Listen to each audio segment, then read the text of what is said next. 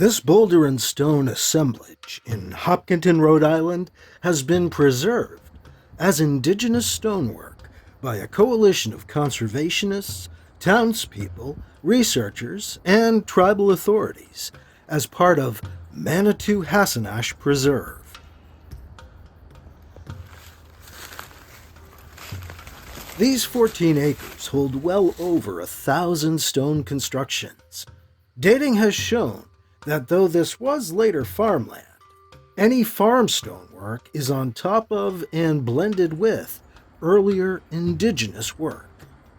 This is a sacred indigenous ceremonial stone landscape and dates back hundreds, if not thousands of years. This isn't a stone wall. It pens in nothing.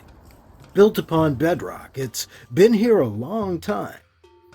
Dating showed this assemblage to be at least 500 years old. OSL dating, optically stimulated luminescence dating, is used on rock and minerals. You can't do carbon-14 dating on these because they have no carbon.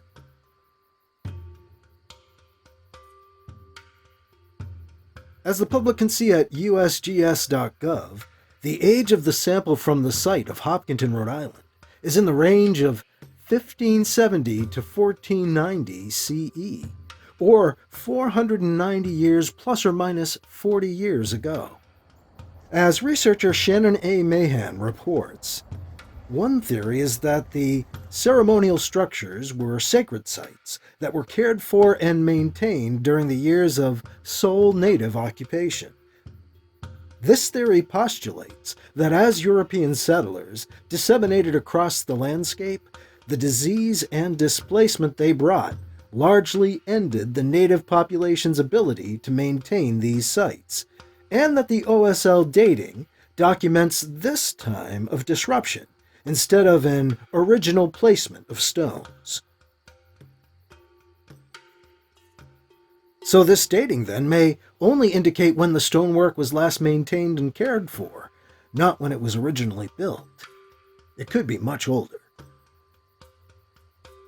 Harvey Buford, who helped preserve the site and facilitated and helped conduct the OSL dating, pointed out where the sample was taken. I was dating down in here.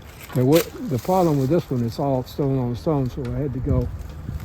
I guess I went around that tree or someplace in there. I was crawling around in there and covered underneath the, something to keep any sunlight away. Manitou Hassannash Preserve has been and continues to be studied. Independent researchers Mary Gage and James Gage cataloged and speculated on the many stone assemblages here in their book, Land of 1,000 Cairns, released in 2017, second edition, 2020. Ceremonial Landscapes Research reported on the site for the town of Hopkinton. The public report is available online. This boulder and stone assemblage is Ceremonial Landscapes Research, Feature 12 in Complex A.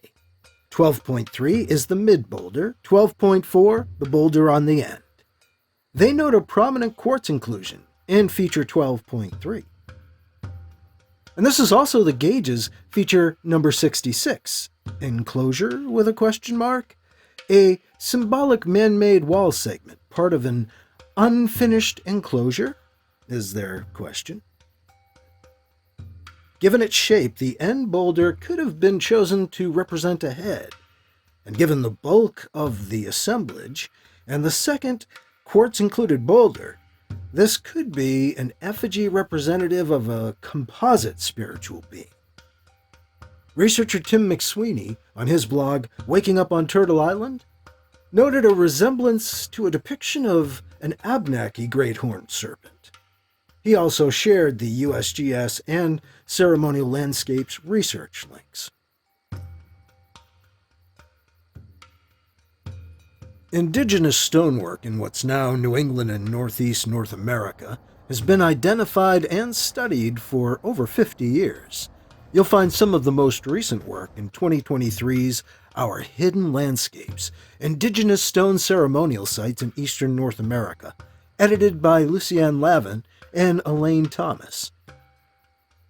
but a deep-seated and incorrect assumption from Yankee lore that, quote, Indians around here never built with stone, end quote, seems to have prevented these concepts from gaining much traction with the general public. Most people like believing the hundreds of thousands of miles of stone walls and stone assemblages found around the area are the leftovers from over-industrious farmers of European descent. For sure, the farmers are responsible for some of the stonework, but we now know we're looking at a blended landscape where 400 some odd years of settlers and colonizers' stonework sits atop and sometimes utilizes at least 4,000 documented years of prior built indigenous stonework. And when a boulder and stone assemblage like this one, still found above ground, dates back at least 500 years, it suggests assumptions on the general longevity of stonework in this region have been obviously short-sighted. The stonework seems to have stood for much longer than archaeologists and ecologists once assumed it could. Find out more about ancient indigenous stonework in what's now New England in video presentations on the YouTube channel, in the Facebook group, or in my book, Ancient Stone Mysteries of New England, available everywhere.